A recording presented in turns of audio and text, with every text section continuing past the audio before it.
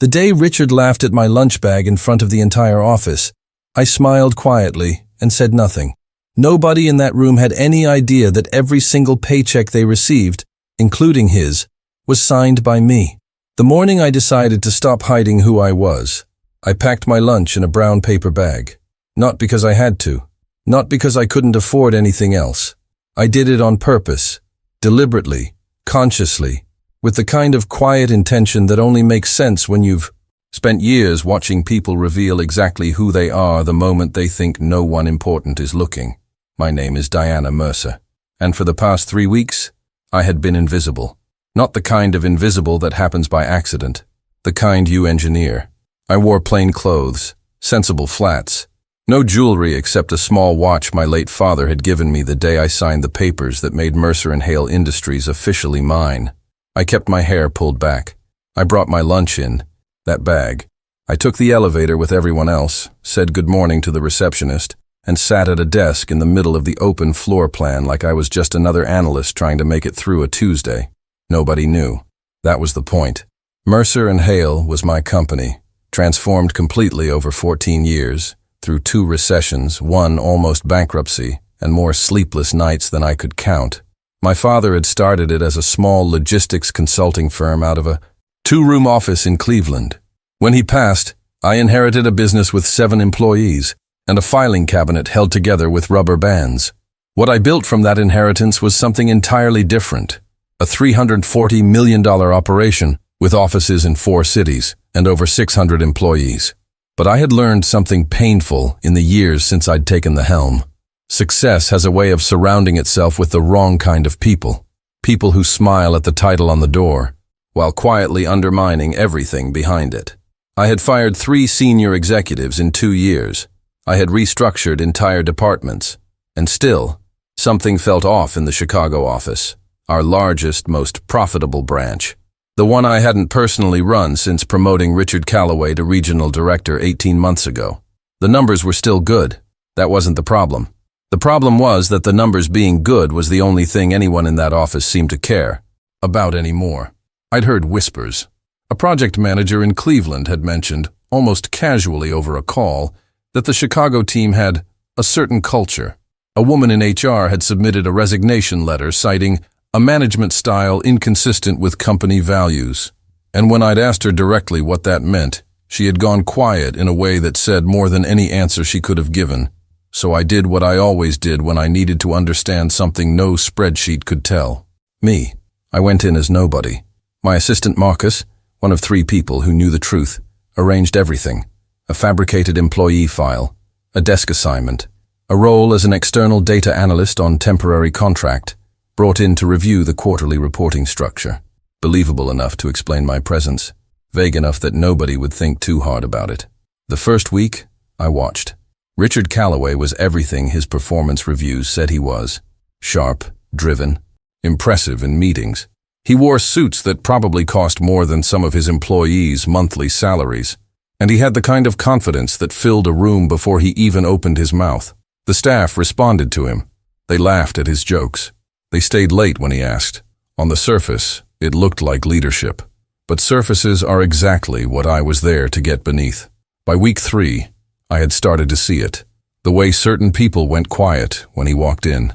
The way the junior staff never spoke in his presence unless spoken to. The way he referred to the administrative team as the support layer, always with a slight smile, always with just enough plausible deniability that you couldn't quite call it cruelty. It wasn't anything dramatic. It was the slow, grinding kind of disrespect. The kind that wears people down not through one big incident but through 1,000 small ones. And I had seen enough of that kind of damage to know exactly where it lay. Then came the Wednesday that changed everything. I had been at my desk since 7, working through a backlog of internal reports, when I decided to take my lunch break early. The office kitchen was one of those open, modern spaces that the Chicago redesign had made communal. Long tables, exposed brick, a coffee bar that cost $12,000 and got used by approximately 4 people.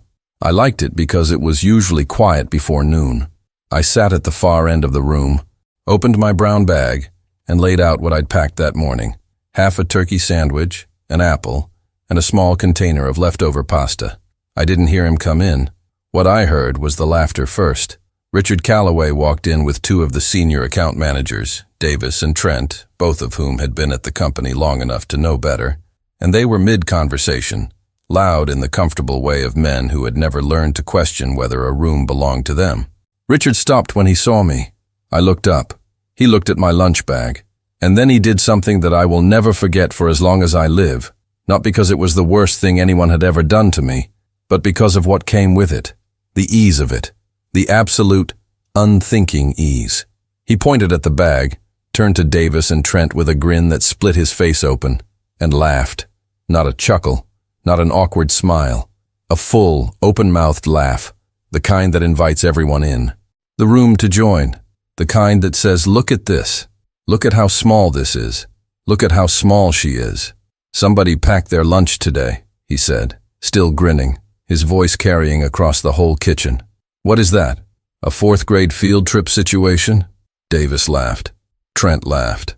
Two other employees who had just walked in laughed too, uncertain exactly what was funny but reading the room with the survival instinct of people who understood which side of Richard Calloway you wanted to be on. I looked at him for a long moment. I did not smile. I did not look away.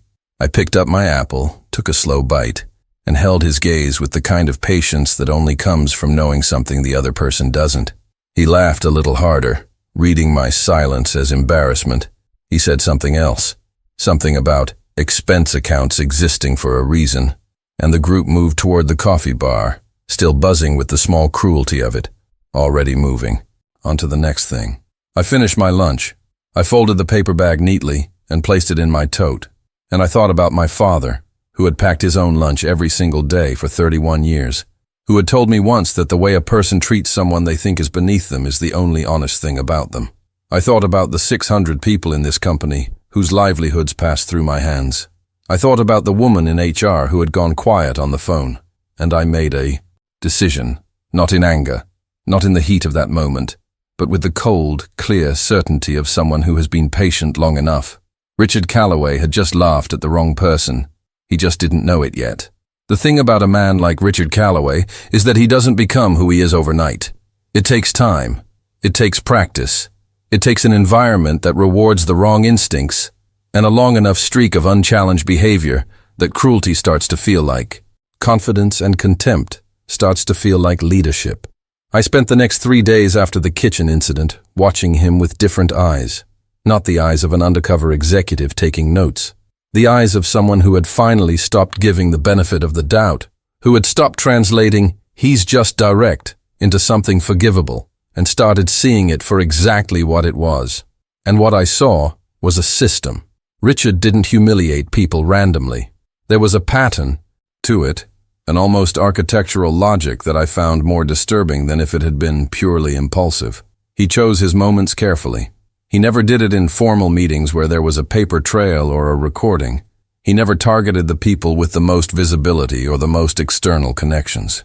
He had an instinct, refined over years, I suspected, for identifying exactly who could absorb damage quietly, who wouldn't escalate, who needed the job too much to push back. The Dirao administrative staff, the junior analysts, the people who had been there long enough to be loyal, but not long enough to feel safe. He was especially precise about the women, not in any way that would survive a formal complaint, nothing so obvious as that. It was in the interruptions that came with a smile, the backhanded compliments dressed up as feedback, the way he would ask a woman to clarify something she had just explained perfectly clearly, then nod thoughtfully at a man who said the exact same thing in fewer words and call it a great point. I watched Elena Reyes, one of our sharpest project coordinators, present a logistics proposal in a team meeting on Thursday morning. She had clearly spent hours on it. The data was clean, the projections were conservative and well-sourced, and her delivery was calm and professional. Richard listened with the expression of someone enduring something rather than engaging with it. When she finished, he looked at his phone for 2 full seconds before responding. "It's a good start," he said. "Let's see if we can tighten it up a bit before the client meeting." That was it. No specifics, no acknowledgement of the work, a dismissal wrapped in the language of mentorship. Later that afternoon, I passed by the small conference room, and saw Elena through the glass wall, staring at her laptop, with the particular stillness of someone trying to hold themselves together at work. She wasn't crying. It was worse than that. She had the expression of someone who had decided, somewhere in the recesses of their mind, that they simply weren't good enough, and that there was no point in arguing with that conclusion. I kept walking. I wanted to stop. I wanted to knock on that glass and tell her that the proposal had been excellent, that I had read it, that I had taken a photograph of the slide deck with my phone because I intended to implement 2 of her recommendations at the company level. But I couldn't. Not yet. The moment I revealed who I was, the experiment was over, and I hadn't collected everything I needed. So I walked back to my desk and added Elena Reyes to the list I had started keeping in a small notebook I carried everywhere. The list had 12 names by Friday, 12 people whose talent, dignity, or basic professional standing had been quietly eroded by the man the company paid handsomely to lead them. I thought about that number while I sat in my car in the parking garage that evening. 12 names in 11 months. Just the ones I could observe directly in 3 weeks. What did the full accounting look like? How many people had left? How many had simply shrunk to fit the space Richard had decided they deserved? I drove home and called Marcus. I need the complete exit interview data from Chicago for the past 18 months, I said without preamble. Every resignation, every internal transfer request, every complaint filed and closed. Everything. There was a brief pause. Marcus had worked with me for 6 years and had developed the particular talent of reading my tone without needing context. How bad is it? He asked. I don't have the full picture yet, I said, but the piece I can see is bad enough. He had the files in my inbox by 10 o'clock that night. I sat at my kitchen table until 2 in the morning reading through them. 14 resignations in 18 months from the Chicago office, nearly double the company average. 7 internal transfer requests, 4 of which cited team culture as the reason without elaborating further. 3 formal HR complaints, all marked resolved, none of which had resulted in any documented action. One of those complaints had been filed by a woman named Sandra Cho, a senior analyst who had left the company 4 months ago. Her complaint described a meeting in which Richard had told her, in front of 3 colleagues, that her quarterly report read like it was written by someone who didn't understand how business actually works. Sandra had been with Mercer and Hale for 6 years.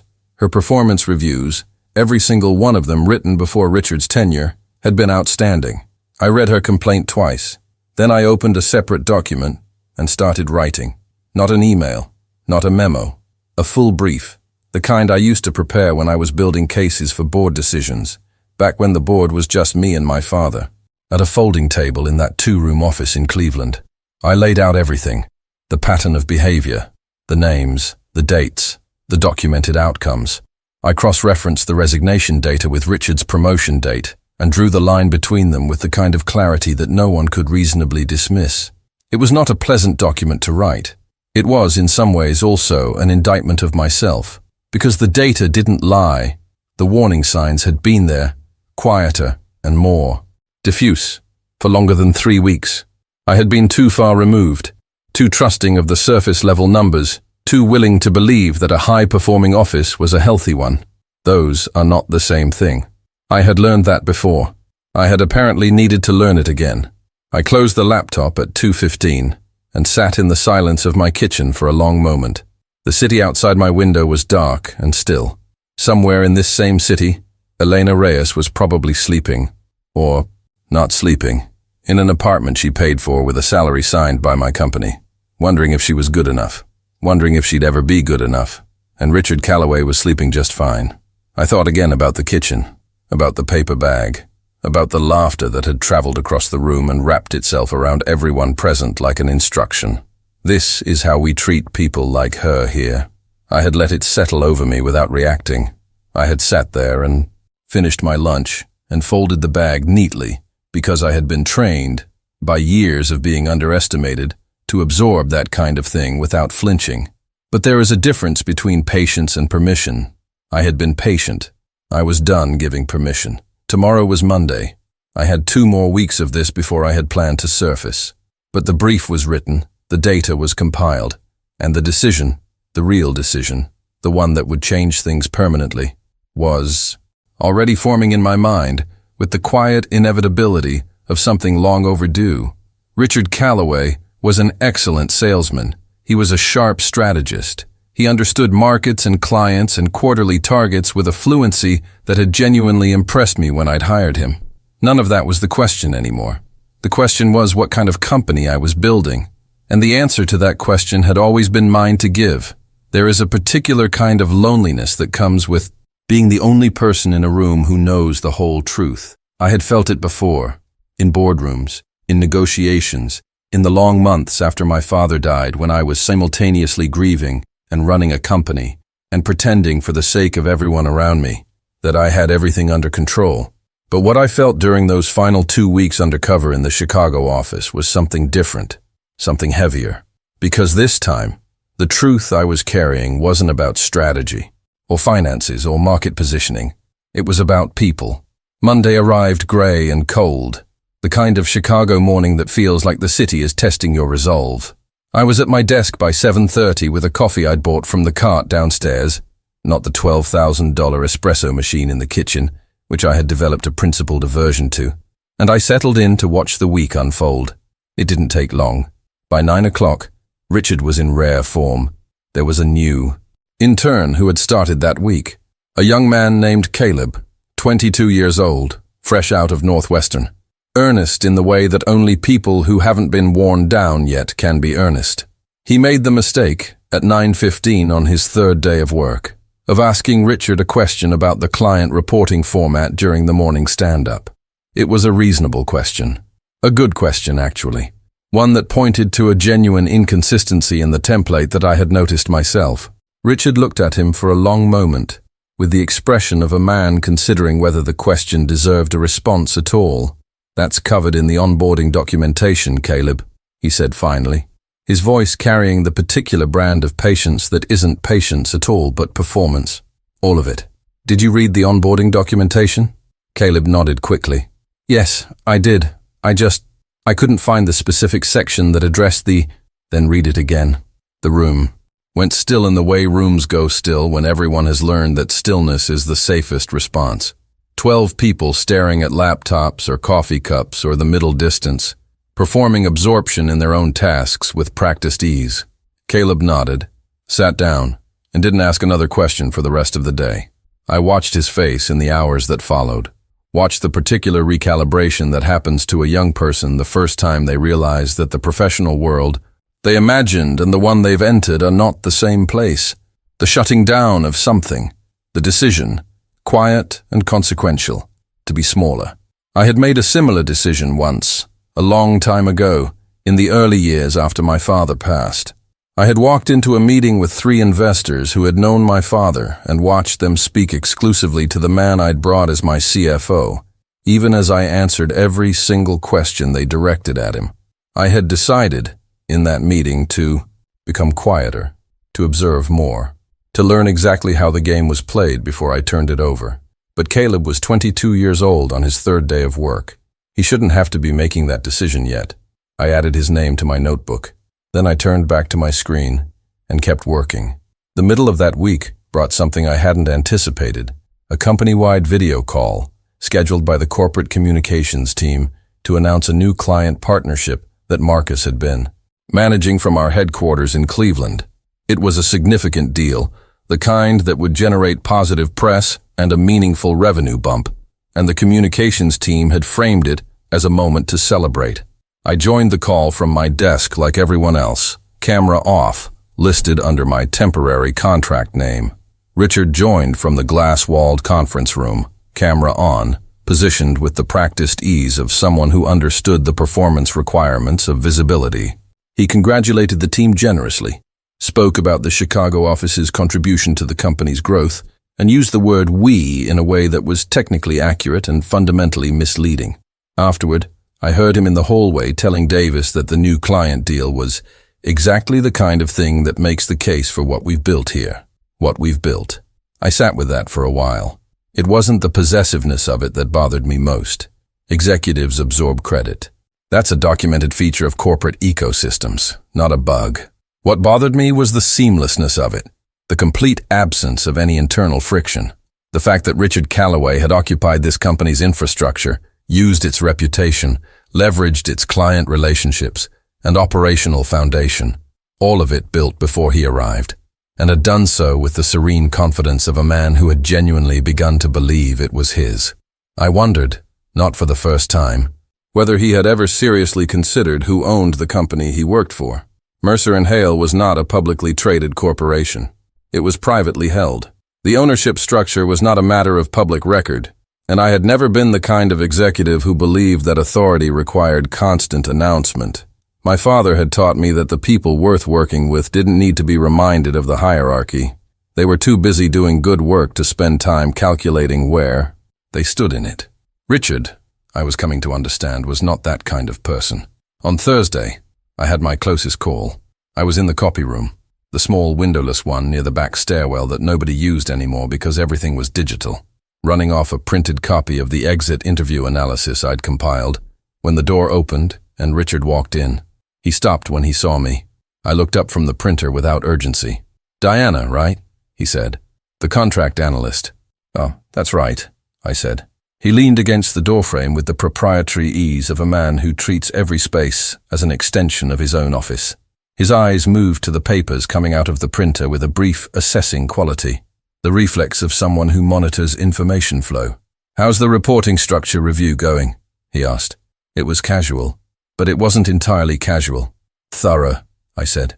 He smiled at that, the smile of someone deciding whether to be charmed or suspicious, landing somewhere in the middle.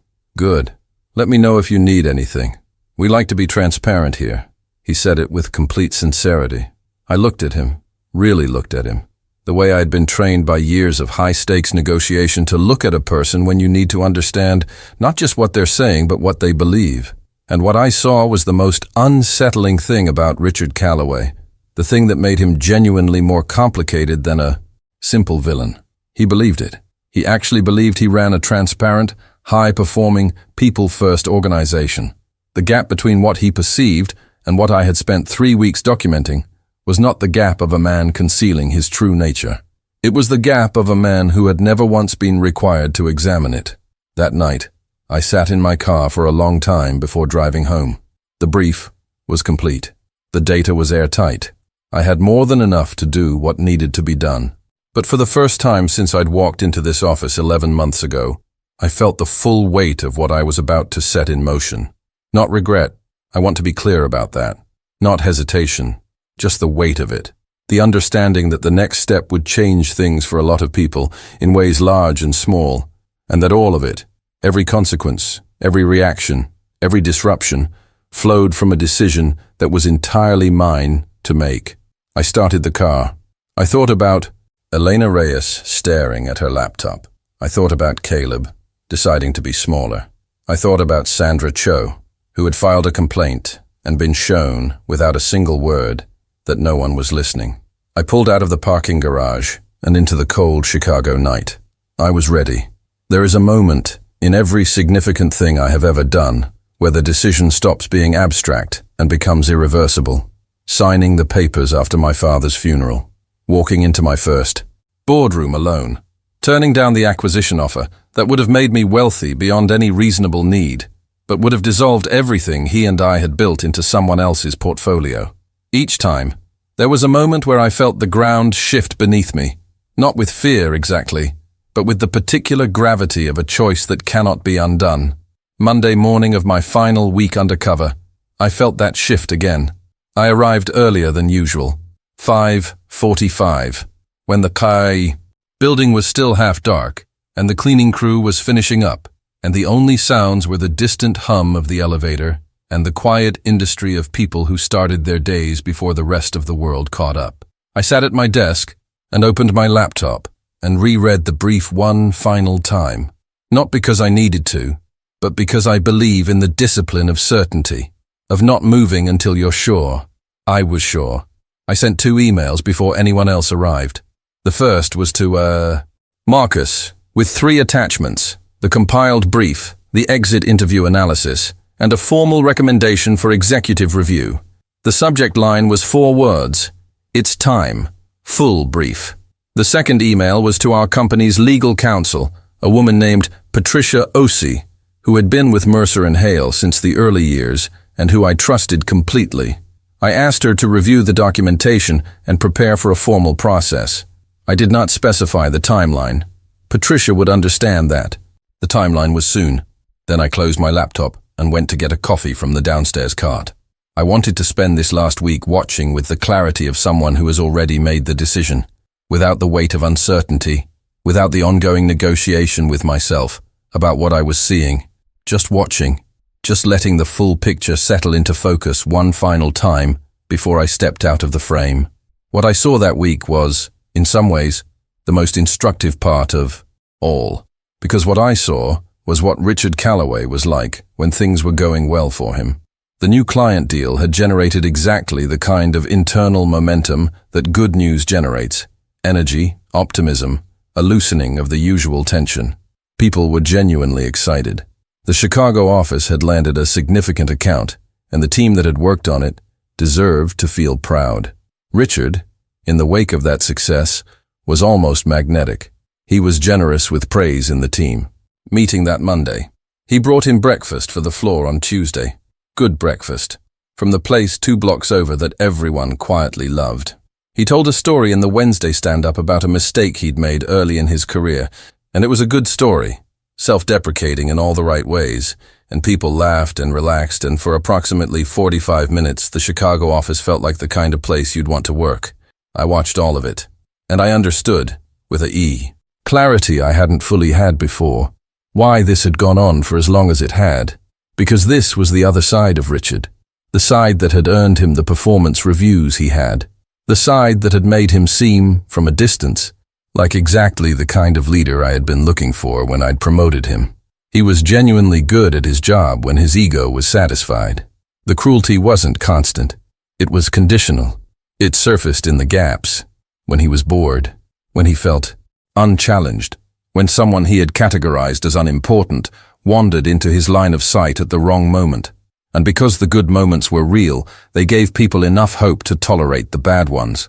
Enough evidence to convince themselves that the man who had humiliated them on a Tuesday was the same man who had championed them on a Friday, and that the balance between those two things was acceptable.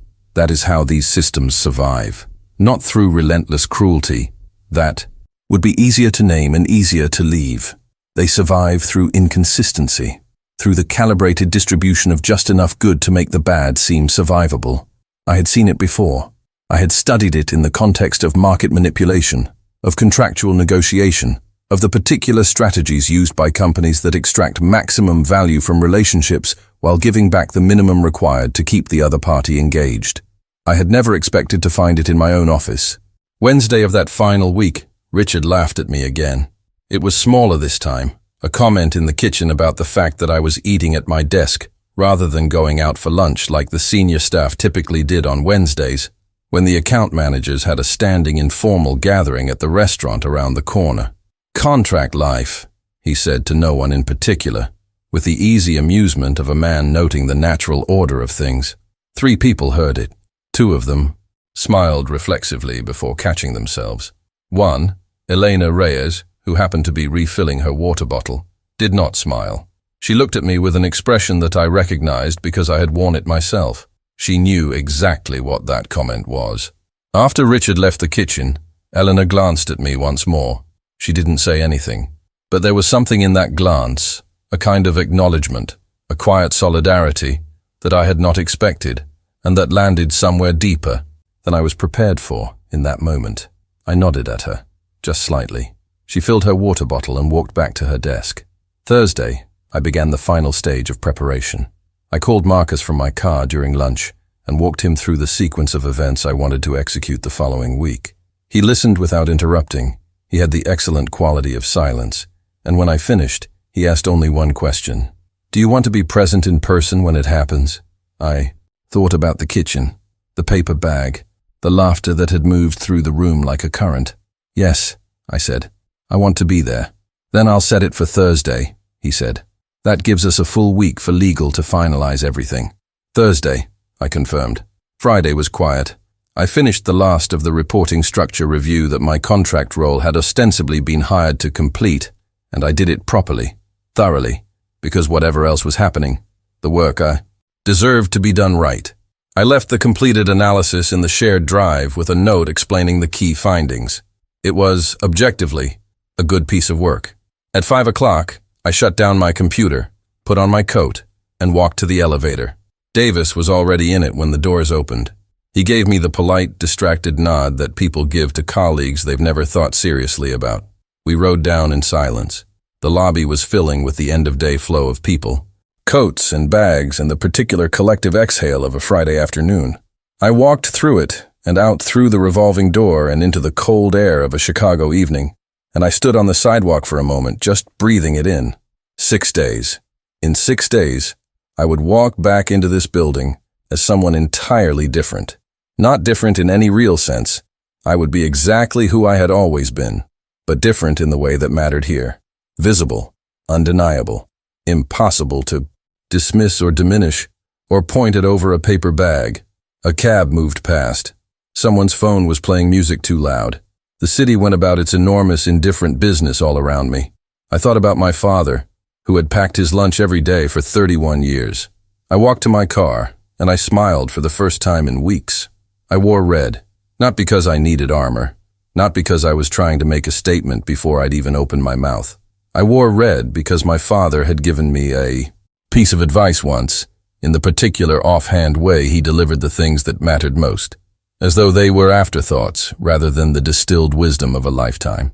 When you walk into a room to do something important, he had said, dress like you already know how it ends.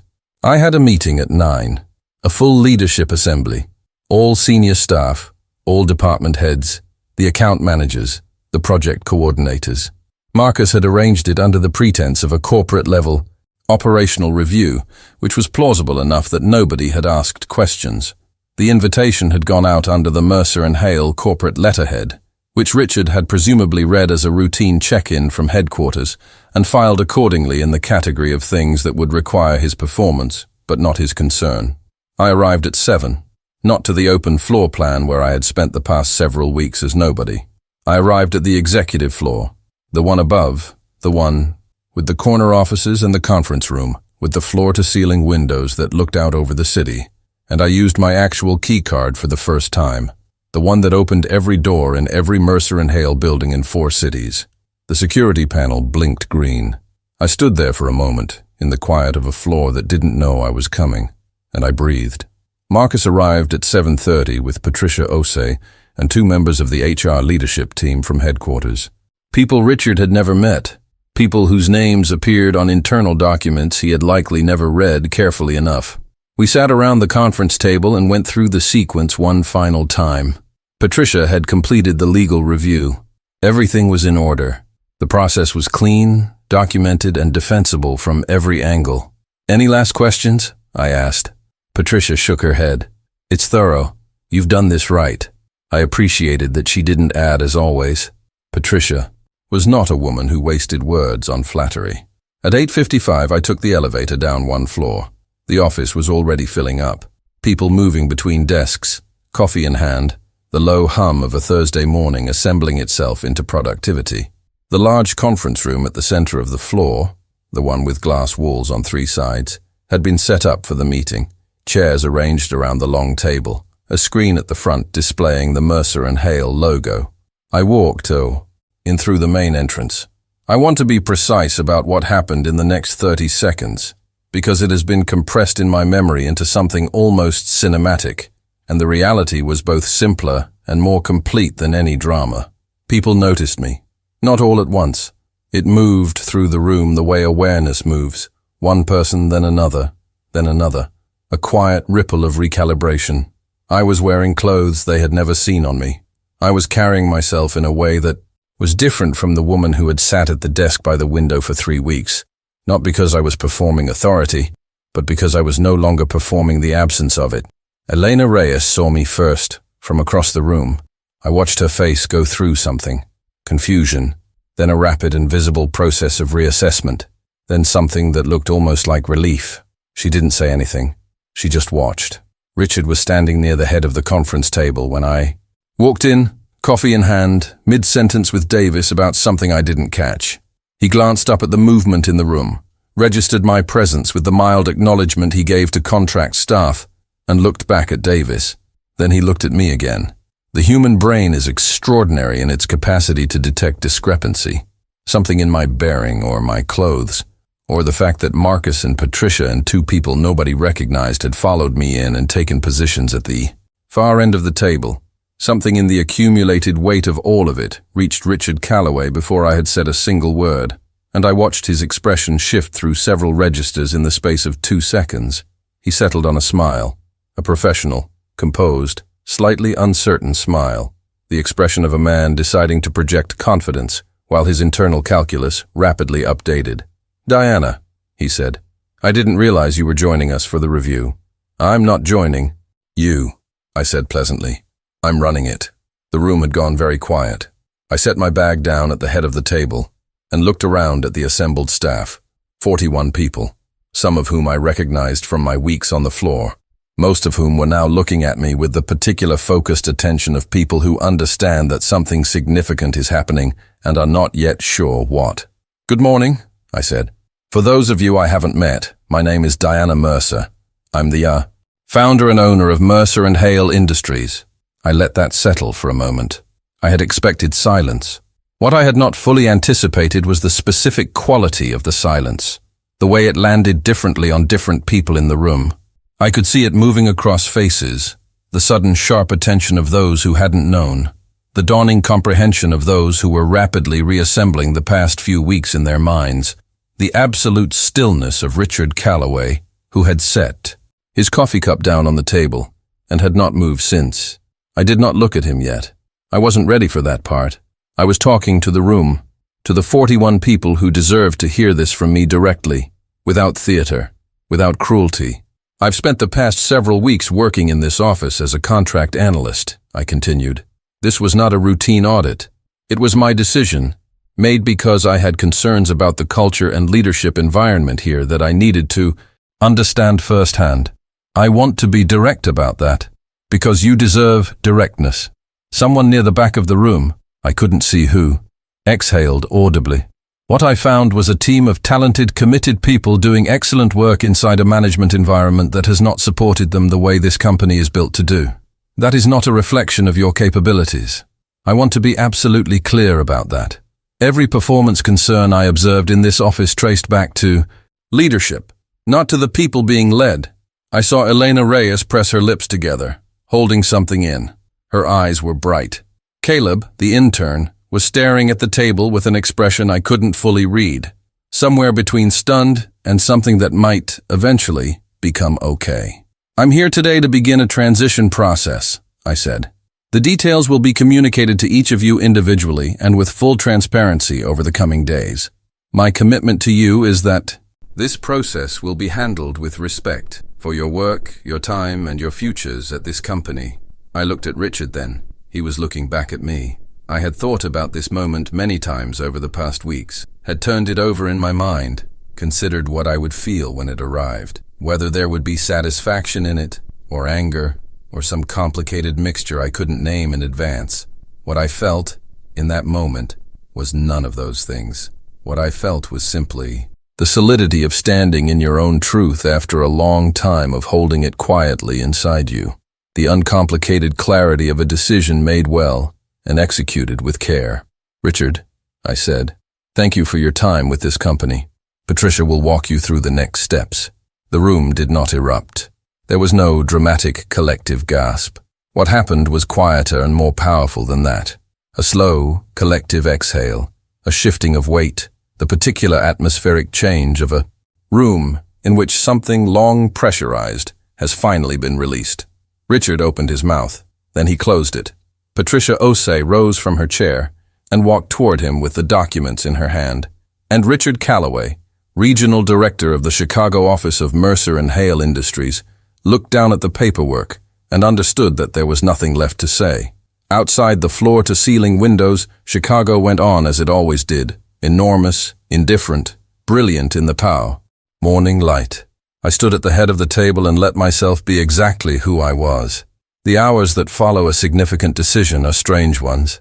There is a particular quality to the time immediately after something irrevocable, a kind of suspended clarity, like the air after a storm has passed, and before the world has fully registered that the weather has changed. Everything looks the same. The desks are still where they were. The coffee machine still makes the same sound.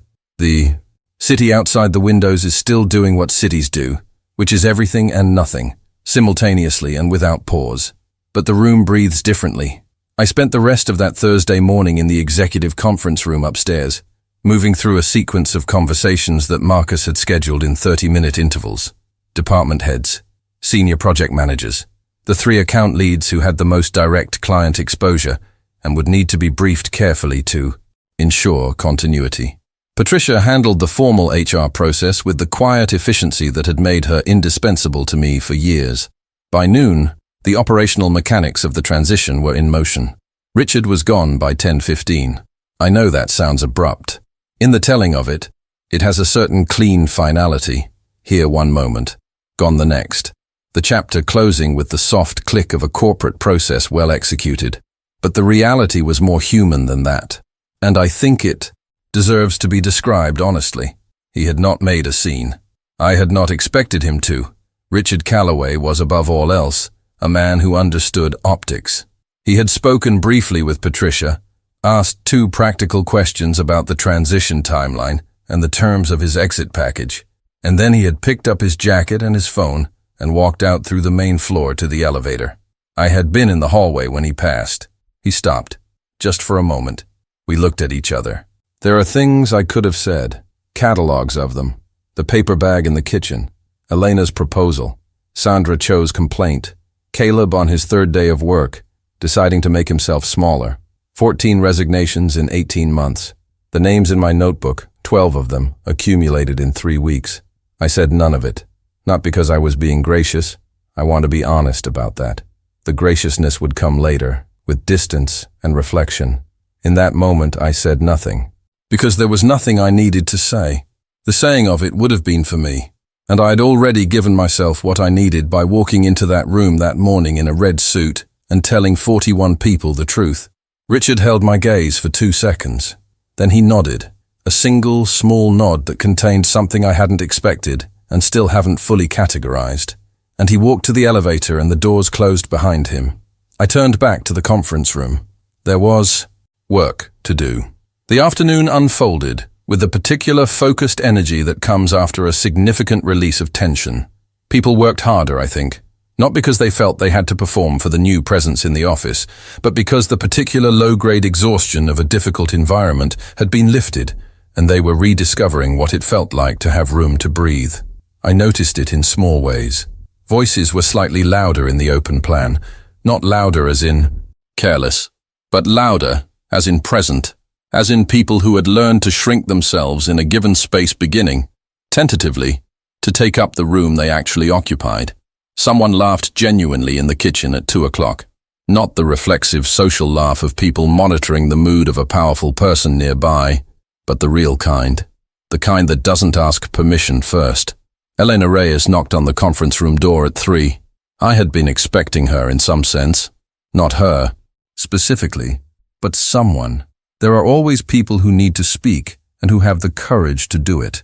And from what I had observed of Elena, she was exactly that kind of person. She stood in the doorway with the careful composure of someone who had rehearsed what they wanted to say and was now uncertain whether the rehearsal was adequate. "Ms. Mercer," she said, "do you have a moment?" "Come in," I said. "And please, Diana." She sat down across from me and was quiet for a moment, her hands folded on the table in front of her, with the deliberate stillness of someone managing more feeling than they want to show. "I want to say something," she said, "and I'm not sure how to say it professionally, so I'm just going to say it plainly." "Please," I said. "I was going to quit," she said. I had already written the resignation letter. It was sitting in my drafts for 3 weeks. I kept telling myself I'd send it on Friday, and then on Monday, and then next Friday. She paused. "This morning when you walked in, when I understood who you were, I went back to my desk, and I deleted it." She said this without drama, as a simple fact. As information, she thought I should have.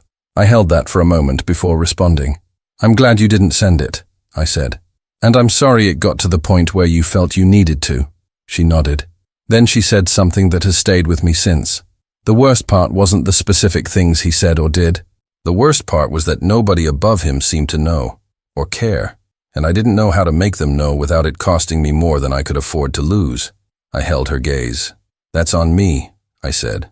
Not on you. That distance between what was happening here and what I knew, that's a failure of my responsibility, not yours. And I'm going to spend a significant amount of time making sure it doesn't happen again. She looked at me for a moment. Then something in her posture changed, not collapsed, but settled. The way a person settles when they've been carrying something for a long time and have finally been told by someone with the authority to say it that they can put it down. Thank you, she said quietly. After she left, I sat for a while in the stillness of the conference room. I thought about the note I had found that morning, when I cleared out the desk I had occupied for 3 weeks. Someone had left a small piece of paper tucked under my keyboard, folded once. No name on the outside. I had opened it and read 2 sentences written in careful, deliberate handwriting. We noticed you noticing. Thank you for not looking away. I didn't know who had written it. I still don't. But I have kept it, folded, tucked into the same notebook where I had written 12 names. And I take it out sometimes when I need to remember why the details matter. Why the thing that looks like nothing. A paper bag, a laugh in a kitchen, a silence in a meeting is never actually nothing. The people in a room always know what's happening. They are always watching to see if anyone with the power to change it is watching too. I had been watching. And now came the harder, slower, more important work. Not the single decisive morning in a red suit, but the long work of building something genuinely different, of earning, through action rather than announcement, the kind of trust that had been quietly eroded in this office over 18 months. That work did not have a dramatic moment. It did not have a pivot point or a reveal. It had Monday mornings and Tuesday afternoons, and the 10,000 small choices through which a culture is either built or dismantled, one interaction at a time. I closed my notebook. I picked up my phone and called Marcus. How did it go? He asked. It went, I said. He understood what that meant. He always did. Ready for what comes next? He asked. Outside the windows, Chicago was moving into the golden, slanted light of a late afternoon in early spring, the kind of light that makes everything look like it's in the process of becoming something. Yes, I said, and I meant it. 6 months later, I moved my primary office to Chicago. It was not a decision made out of sentiment, though sentiment played its quiet role. It was a strategic choice. The Chicago office was our largest operation. It was in the middle of a significant cultural rebuild, and there are certain things that cannot be done remotely, certain kinds of trust that cannot be transmitted through video calls and quarterly reports. Presence matters. My father had known that. He had spent 31 years showing up in person to things that other people sent representatives to, and he had built something real because of it. I wanted to build something real. The first month was the hardest, not because of resistance. There was less of that than I had expected. People, I have found, are remarkably willing to embrace change when the change feels like relief rather than disruption. What made it hard was the slower, less dramatic work of understanding what had been lost and what could be recovered and what needed to be built entirely from scratch. We brought in an external organizational consultant, someone I trusted, someone who had no prior relationship with the Chicago team and therefore no inherited loyalties, and we did a full cultural assessment, anonymous, thorough, the kind of process that only works if people believe their honesty won't be used against them. So we spent considerable time making that case before we asked anyone a single question. The results were painful to read, not because they were surprising. I had seen enough in my weeks undercover to anticipate the broad shape of what the assessment would find. What was painful was the specificity of it, the particular details of how people had adapted to survive in an environment that had rewarded smallness, the strategies they had developed, consciously and unconsciously, for making themselves less visible, less challenging, less likely to attract the kind of attention that cost something. People had stopped proposing new ideas because new ideas invited scrutiny. People had stopped asking questions because questions invited humiliation. People had stopped trusting the company's stated values because the distance between what the company said it stood for and what they experienced daily had grown too wide to bridge with goodwill. Reading that assessment, I understood something I had known intellectually but now felt in the more demanding way of direct consequence. Culture is not what you write in the employee handbook. Culture is what people experience on a Tuesday afternoon when they think no one important is watching. I had not been watching. That would not happen again.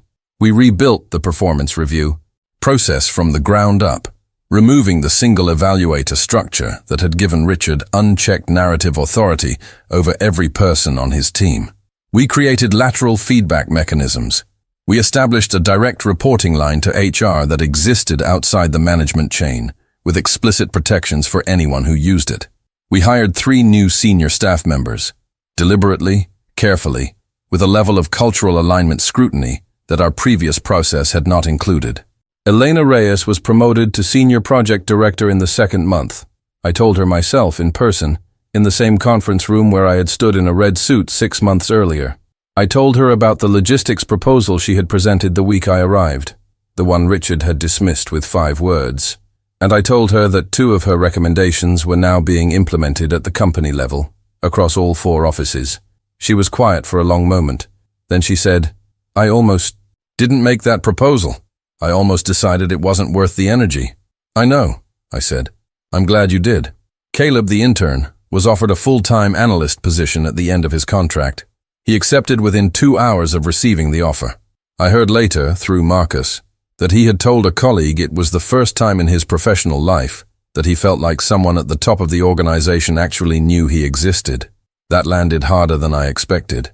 It should not be remarkable. The idea that the person who owns a company knows the people who work for it. And yet I understood, with uncomfortable clarity, how easy it is to lose that thread, how the architecture of large organizations is almost designed to create distance, to insulate leadership from the human texture of the thing they're responsible for, to allow the view from the top to become so abstract that the people below it stop being people and start being metrics. My father had never let that happen. He had known every employee's name when the company had 7 people, and he had worked hard to maintain some version of that knowing as it grew. When he passed, I had inherited not just the business, but the obligation, the one he had never articulated directly because he assumed it was obvious, to stay close to the human reality of what we were building. I had lost that thread. I had let the distance grow.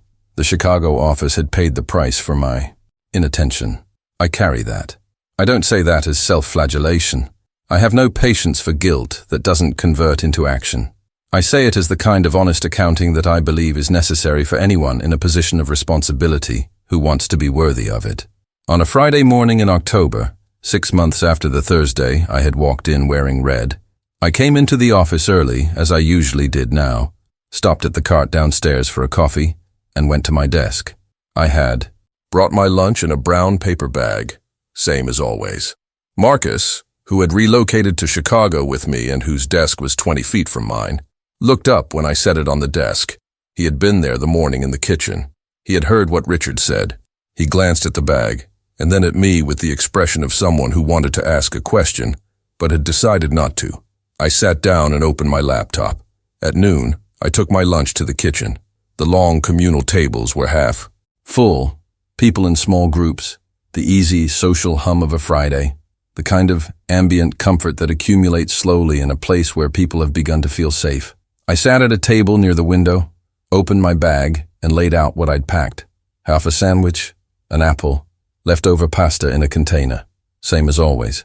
Elena sat down across from me a few minutes later, her own lunch in hand, and we talked about the Q4 projections and the new client onboarding and a staffing question she had been thinking through. It was a normal conversation, a good one, the kind that happens in workplaces where people at different levels of the organization can occupy the same table without the conversation being shaped entirely by the power differential between them. Halfway through, she looked at my lunch bag, just for a second, a passing glance, and then looked back at me with a small, knowing smile. She didn't say anything. She didn't need to.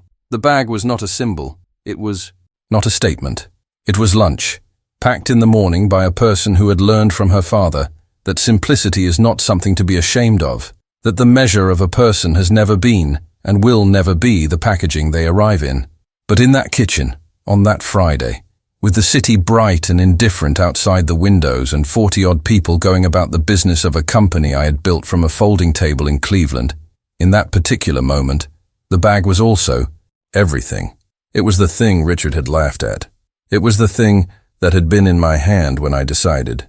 It was the small, unassuming container of an ordinary life that had somehow, in the hands of the right person, held something large enough to change a room.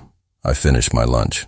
I folded the bag neatly, the way I always did, and tucked it into my tote, and I went back to work.